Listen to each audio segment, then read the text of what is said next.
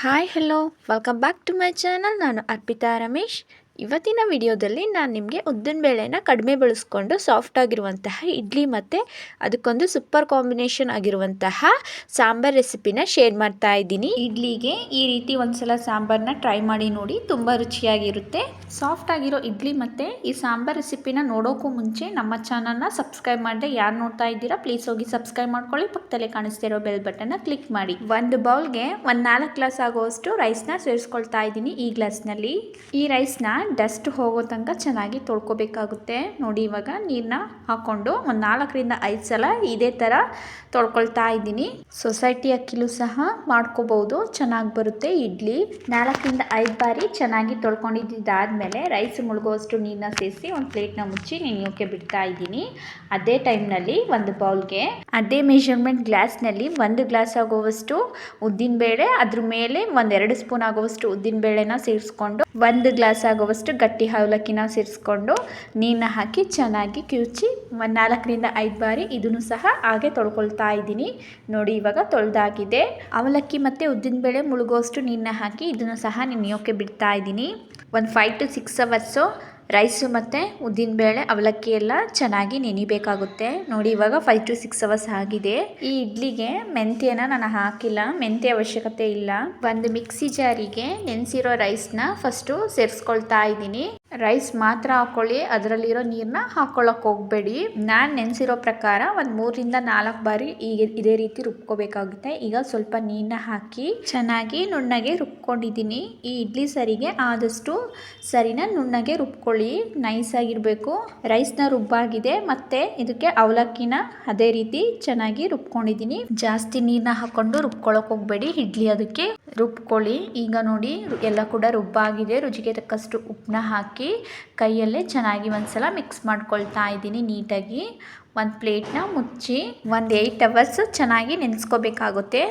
ನೋಡಿ, ಇವಾಗ ಒಂದು 8 ಅವರ್ಸ್ ಆಗಿದೆ. ಆ್ಯಕ್ಚುಲಿ ಆವಾಗಲೇ ತೋರಿಸಿದ ಪ್ರಕಾರ ಒಂದೇ ಪಾತ್ರೆಗೆ ಇಡ್ಲಿ ಸರಿನ ಹಾಕಿ ಪ್ಲೇಟ್ನ ಮುಚ್ಚಿದೆ. ಇಡ್ಲಿ ಸರಿ ಹುಬ್ಬೋದ್ರಿಂದ ಮೇಲೆ ಬಂದ್ಬಿಡುತ್ತೆ ಅಂತ ಇನ್ನೊಂದು ಪಾತ್ರೆಗೆ ಸ್ವಲ್ಪ ಹಿಟ್ಟನ್ನ ಸೇರಿಸ್ಕೊಂಡು ನೆನೆಯೋಕೆ ಬಿಟ್ಟಿದ್ದೆ. ಸಾರಿ, ವಿಡಿಯೋ ಮಾಡೋಕ್ಕಾಗಲಿಲ್ಲ. ಹಿಟ್ಟನ್ನ ಮಿಕ್ಸ್ ಮಾಡ್ತಾ ಇದ್ರೆ ಬಬಲ್ಸ್ ಬರೋ ರೀತಿಲಿ ಇರಬೇಕು. ಆ ಹದದಲ್ಲಿದ್ದರೆ ಹಿಟ್ಟು ಚೆನ್ನಾಗಿ ನೆಂದಿದೆ ಅಂತ. ನೋಡಿ, ಹಿಟ್ಟೆಲ್ಲ ಚೆನ್ನಾಗಿ ನೆಂದಿದೆ. ಒಂದ್ಸಲ ಚೆನ್ನಾಗಿ ಮಿಕ್ಸ್ ಮಾಡ್ಕೊಳ್ತಾ ಇದ್ದೀನಿ. ಇಡ್ಲಿ ಪ್ಲೇಟ್ಸ್ಗೆಲ್ಲ ಸ್ವಲ್ಪ ಆಯಿಲ್ನ ಸೇರಿಸ್ಕೊಂಡು ಆಯಿಲ್ನ ಚೆನ್ನಾಗಿ ಸ್ಪ್ರೆಡ್ ಮಾಡ್ಕೊಳ್ತಾ ಇದ್ದೀನಿ. ಇದಕ್ಕೂ ಮುಂಚೆನೆ ಇಡ್ಲಿ ಪಾತ್ರೆಗೆ ಸ್ವಲ್ಪ ನೀರನ್ನ ಹಾಕಿ 1 ಹೋಳು ನಿಂಬೆಹಣ್ಣು ಅಥವಾ ಹುಣಸೆ ಹಣ್ಣನ್ನ ಸೇರಿಸ್ಕೊಂಡು ಕುದಿಯೋಕೆ ಬಿಡಬೇಕಾಗುತ್ತೆ. ಎಲ್ಲ ಪ್ಲೇಟ್ಸ್ಗೂ ಎಣ್ಣೆನ ಅಪ್ಲೈ ಮಾಡೋದಾದ್ಮೇಲೆ ಇಡ್ಲಿ ಸರಿನ ಸೇರಿಸ್ಕೊಳ್ತಾ ಇದ್ದೀನಿ. 1/4 ಭಾಗ ಆಗೋಷ್ಟು ಮಾತ್ರ ಸೇರಿಸ್ಕೊಂಡು ಇನ್ನು 1/4 ಭಾಗ ಆಗೋಷ್ಟನ್ನ ಹಾಗೆ ಬಿಡಬೇಕಾಗುತ್ತೆ. ಎಲ್ಲ ಪ್ಲೇಟ್ಸ್ಗೂ ಇದೇ ರೀತಿ ಇಡ್ಲಿ ಸರಿನ ಸೇರಿಸ್ಕೊಂಡು ಇಡ್ಲಿ ಪಾತ್ರೆದು ಮುಚ್ಚಳನ ಕ್ಲೋಸ್ ಮಾಡಿ ಒಂದು 10 ನಿಮಿಷ ಚೆನ್ನಾಗಿ ಬೇಯಿಸ್ಕೋಬೇಕಾಗುತ್ತೆ. ಇದಾಗ್ತಾ ಇರಲಿ ಅಷ್ಟರೊಳಗಡೆ ಸಾಂಬಾರು ಹೇಗೆ ಮಾಡೋದು ಅಂತ ನೋಡೋಣ. ಒಂದು ಪ್ಯಾನ್ನ ಬಿಸಿಗಿಟ್ಕೊಂಡು 5 ಬ್ಯಾಡಗೆ ಮೆಣಸಿನ್ಕಾಯಿನ ಹಾಕ್ಕೊಂಡು ಚೆನ್ನಾಗಿ ಫ್ರೈ ಮಾಡ್ಕೊಳ್ತಾ ಇದ್ದೀನಿ. ನೋಡಿ, ಇವಾಗ ಚೆನ್ನಾಗಿ ಫ್ರೈ ಆಗಿದೆ. ಇದನ್ನು ಒಂದು ಪ್ಲೇಟ್ಗೆ ಎತ್ತಿಟ್ಕೊಂಡು 1-2 ಟೇಬಲ್ ಸ್ಪೂನ್ ಆಗೋವಷ್ಟು ಧನಿಯಾ ಬೀಜನೂ ಕೂಡ ಸೇರಿಸ್ಕೊಂಡು ಹುರ್ಕೊಳ್ತಾ ಇದ್ದೀನಿ. ಆದಷ್ಟು ಲೋ ಫ್ಲೇಮ್ನಲ್ಲೇ ಇಟ್ಟು ಈ ಧನಿಯಾ ಬೀಜ ಘಮ ಬರೋ ತನಕ ಚೆನ್ನಾಗಿ ಫ್ರೈ ಮಾಡ್ಕೋಬೇಕಾಗುತ್ತೆ. ನೋಡಿ, ಇವಾಗ ಘಮ ಬರ್ತಾ ಇದೆ, ಕಲರ್ ಕೂಡ ಚೇಂಜ್ ಆಗಿದೆ. ಇದನ್ನು ಕೂಡ ಒಂದು ಪ್ಲೇಟ್ಗೆ ಎತ್ತಿಟ್ಕೊಳ್ತಾ ಇದ್ದೀನಿ. 1/4 ಟೀ ಸ್ಪೂನ್ ಉದ್ದಿನಬೇಳೆ, ಒಂದು 8ರಿಂದ 10 ಕಾಳು ಆಗೋವಷ್ಟು ಮೆಂತ್ಯ, ಹಾಗೆ 1 ಸ್ಪೂನ್ ಆಗೋವಷ್ಟು ಕಡಲೆಬೇಳೆನ ಸೇರಿಸ್ಕೊಂಡು ಚೆನ್ನಾಗಿ ಫ್ರೈ ಮಾಡ್ಕೊಳ್ತಾ ಇದ್ದೀನಿ. ಎಲ್ಲವೂ ಕೂಡ ಗರ್ಗರಿಯಾಗಿ ಚೆನ್ನಾಗಿ ಫ್ರೈ ಆಗಬೇಕು. ಇದು ಲೈಟಾಗಿ ಫ್ರೈ ಆಗ್ತಿದ್ದಂಗೆ 1 ಸ್ಪೂನ್ ಆಗುವಷ್ಟು ಜೀರಿಗೆ, 2 ಸಣ್ಣ ತುಂಡು ಚಕ್ಕೆ, ಒಂದು 8ರಿಂದ 10 ಕಾಳು ಮೆಣಸನ್ನ ಹಾಕೊಂಡು ಚೆನ್ನಾಗಿ ಫ್ರೈ ಮಾಡ್ಕೊಳ್ತಾ ಇದ್ದೀನಿ. ನೋಡಿ, ಇವಾಗ ಇದು ಸಹ ಚೆನ್ನಾಗಿ ಫ್ರೈ ಆಗಿದೆ. ಇದೆಲ್ಲ ಇಂಗ್ರೀಡಿಯೆಂಟ್ಸ್ ತಣ್ಣಗಾದ್ಮೇಲೆ ಒಂದು ಮಿಕ್ಸಿ ಜಾರಿಗೆ ಸೇರಿಸ್ಕೊಳ್ತಾ ಇದ್ದೀನಿ. ಇದ್ರ ಜೊತೆಗೇನೆ 1-2ರಿಂದ 3 ಟೇಬಲ್ ಸ್ಪೂನ್ ಆಗುವಷ್ಟು ಫ್ರೆಶ್ ತೆಂಗಿನ ತುರಿ ಮತ್ತೆ ಸ್ವಲ್ಪ ಕರ್ಬೇವಿನ ಸೊಪ್ಪನ್ನ ಸೇರಿಸ್ಕೊಂಡು ತರ್ತರಿಯಾಗಿ ರುಬ್ಕೊಳ್ತಾ ಇದ್ದೀನಿ. ರುಬ್ಬೋಕೆ ಕರ್ಬೇವಿನ ಸೊಪ್ಪು ಹಾಕೋದ್ರಿಂದ ಈ ಸಾಂಬಾರ್ ಅನ್ನೋದು ತುಂಬ ಟೇಸ್ಟಿಯಾಗಿರುತ್ತೆ. ತರ್ತರಿಯಾಗಿ ರುಬ್ಕೊಂಡಿದ್ದಾದ್ಮೇಲೆ 1 ಮೀಡಿಯಂ ಸೈಜ್ದು ಟೊಮೆಟೊನ ಸೇರಿಸ್ಕೊಂಡು ಸ್ವಲ್ಪ ನೀರನ್ನ ಸೇರಿಸ್ಕೊಂಡು ಚೆನ್ನಾಗಿ ನುಣ್ಣಗೆ ರುಬ್ಕೋಬೇಕಾಗುತ್ತೆ. ನೋಡಿ, ಇಷ್ಟಾದರೆ ಸಾಕು. ಮಸಾಲೆನ ರುಬ್ಕೊಂಡಾಗಿದೆ. ಇವಾಗ ಸಾಂಬಾರು ಮಾಡೋದು ಹೇಗೆ ಅಂತ ನೋಡೋಣ. ಒಂದು ಬಾಣಲಿಗೆ 4-5 ಟೇಬಲ್ ಸ್ಪೂನ್ ಆಗುವಷ್ಟು ಆಯಿಲ್ನ ಹಾಕ್ಕೊಂಡು ಆಯಿಲ್ ಲೈಟಾಗಿ ಬಿಸಿ ಆಗ್ತಿದ್ದಂಗೆ ಒಂದು ಅರ್ಧ ಟೀ ಸ್ಪೂನ್ ಆಗುವಷ್ಟು ಸಾಸಿವೆ, ಒಂದು ಅರ್ಧ ಟೀ ಸ್ಪೂನ್ ಆಗುವಷ್ಟು ಜೀರಿಗೆ, 1-2 ಗುಂಟೂರು ಮೆಣಸಿನ್ಕಾಯಿ, ಸ್ವಲ್ಪ ಕರಿಬೇವಿನ ಸೊಪ್ಪು, ಹಾಗೆ 1-2 ಈರುಳ್ಳಿನ ಸೇರಿಸ್ಕೊಂಡು ಚೆನ್ನಾಗಿ ಫ್ರೈ ಮಾಡ್ಕೊಳ್ತಾ ಇದ್ದೀನಿ. ಈರುಳ್ಳಿ ಎಲ್ಲ ಚೆನ್ನಾಗಿ ಫ್ರೈ ಆಗಿ ಅದು ಟ್ರಾನ್ಸ್ಪರೆಂಟ್ ಆಗಬೇಕು, ಅಲ್ಲಿ ತನಕ ಚೆನ್ನಾಗಿ ಫ್ರೈ ಮಾಡ್ಕೋಬೇಕಾಗುತ್ತೆ. ಇದಕ್ಕೆ ಇವಾಗ 1/4 ಟೀ ಸ್ಪೂನ್ ಆಗುವಷ್ಟು ಅರಿಶಿನೂ ಕೂಡ ಸೇರಿಸ್ಕೊಂಡು ಚೆನ್ನಾಗಿ ಫ್ರೈ ಮಾಡ್ಕೊಳ್ತಾ ಇದ್ದೀನಿ. ದೊಡ್ಡ ಸೈಜದ್ದು 3 ಟೊಮೆಟೊನ ಸಣ್ಣದಾಗಿ ಹೆಚ್ಚಿಟ್ಕೊಂಡು ಸೇರಿಸ್ಕೊಳ್ತಾ ಇದ್ದೀನಿ. ಈ ಟೊಮೊಟೊ ಎಲ್ಲ ಚೆನ್ನಾಗಿ ಬೆಂದು ಅದು ಸ್ಮ್ಯಾಶ್ ಆಗಬೇಕು, ಅಲ್ಲಿ ತನಕ ಚೆನ್ನಾಗಿ ಬೇಯಿಸ್ಕೋಬೇಕಾಗುತ್ತೆ. ಅದಕ್ಕೆ ಒಂದು ಲಿಡ್ನ ಕ್ಲೋಸ್ ಮಾಡಿ 2-3 ನಿಮಿಷ ಚೆನ್ನಾಗಿ ಫ್ರೈ ಮಾಡ್ಕೋಬೇಕು. ನೋಡಿ 2-3 ನಿಮಿಷ ಆಗಿದೆ. ಟೊಮೊಟೊ ಕೂಡ ಚೆನ್ನಾಗಿ ಬೆಂದಿದೆ.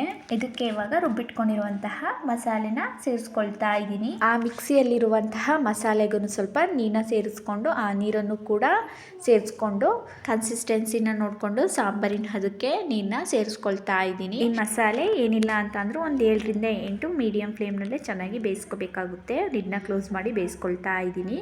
ನೋಡಿ ಇವಾಗ 7-8 ನಿಮಿಷ ಆಗಿದೆ. ಓಪನ್ ಮಾಡಿ ತೋರಿಸ್ತಾ ಇದ್ದೀನಿ. ಇದಕ್ಕೆ ಇವಾಗ ಆವಾಗಲೇ ಒಂದು ಅರ್ಧ ಕಪ್ ಆಗೋಷ್ಟು ಬೇಳೆಗೆ ಸ್ವಲ್ಪ ನೀರನ್ನ ಹಾಕಿ 3 ವಿಷಲ್ ಹೊಡಿಸ್ಕೊಂಡಿದೆ. ಅದು ಚೆನ್ನಾಗಿ ಸ್ಮ್ಯಾಶ್ ಮಾಡಿಕೊಂಡು ಸೇರಿಸ್ಕೊಳ್ತಾ ಇದ್ದೀನಿ. ಈ ಬೇಯಿಸಿರೋ ಬೇಳೆನ ಹಾಕಿದ್ಮೇಲೆ ಈ ಸಾಂಬಾರು ಇನ್ನೂ ಸ್ವಲ್ಪ ಗಟ್ಟಿಯಾಗುತ್ತೆ. ಇದು ಕುದಿತಾ ಇನ್ನೂ ಗಟ್ಟಿಯಾಗುತ್ತೆ. ನಿಮ್ಮ ಕನ್ಸಿಸ್ಟೆನ್ಸಿನ ನೋಡಿಕೊಂಡು ಇಡ್ಲಿ ಅದಕ್ಕೆ ನೀರನ್ನ ಸೇರಿಸ್ಕೊಳ್ಳಿ. ಕೊನೆಯಲ್ಲಿ ರುಚಿಗೆ ತಕ್ಕಷ್ಟು ಉಪ್ಪು, 8-10 ಎಸಳು ಜಜ್ಜಿರೋ ಬೆಳ್ಳುಳ್ಳಿ, ಹಾಗೆ ಸ್ವಲ್ಪ ಫ್ರೆಶ್ ಆಗಿರೋ ಕೊತ್ತಂಬರಿ ಸೊಪ್ಪನ್ನ ಸಣ್ಣದಾಗಿ ಕಟ್ ಮಾಡಿ ಸೇರಿಸ್ಕೊಂಡು ಲಿಡ್ನ ಕ್ಲೋಸ್ ಮಾಡಿ 2 ನಿಮಿಷ ಚೆನ್ನಾಗಿ ಬೇಯಿಸ್ಕೋಬೇಕಾಗುತ್ತೆ. ನೋಡಿ ಇವಾಗ 2 ನಿಮಿಷ ಆಗಿದೆ. ಲಿಡ್ನ ಓಪನ್ ಮಾಡಿ ತೋರಿಸ್ತಾ ಇದ್ದೀನಿ. ನೋಡಿ ಎಷ್ಟು ಚೆನ್ನಾಗಾಗಿದೆ ಈ ಸಾಂಬಾರ್ ರೆಸಿಪಿ ಅಂತ ಅನ್ನೋದು. ಈ ಸಾರಿನ ಸ್ಮೆಲ್ಲು ಘಮ ಘಮ ಅಂತ ಬರ್ತಾ ಇದೆ. ಕನ್ಸಿಸ್ಟೆನ್ಸಿಯು ಕೂಡ ಪರ್ಫೆಕ್ಟ್ ಆಗಿದೆ. ಇಡ್ಲಿಗೆ ಯಾವ ರೀತಿ ಕನ್ಸಿಸ್ಟೆನ್ಸಿ ಆಗಿರಬೇಕೋ ಅದೇ ರೀತಿ ಇದೆ. ಇಡ್ಲಿಗೆ ಈ ಸಾಂಬಾರ್ ರೆಡಿ ಆಯಿತು. ಇವಾಗ ಇಡ್ಲಿ ಹೇಗೆ ಬೆಂದಿದೆ ಅಂತ ನೋಡೋಣ. ಇಡ್ಲಿದು ಕ್ಯಾಪ್ನ ಓಪನ್ ಮಾಡ್ತಾ ಇದ್ದೀನಿ. ಕೈನ ತಣ್ಣೀರಲ್ಲಿ ಒದ್ದೆ ಮಾಡಿಕೊಂಡು ಇಡ್ಲಿನ ಟಚ್ ಮಾಡಿ ನೋಡ್ತಾ ಇದ್ದೀನಿ.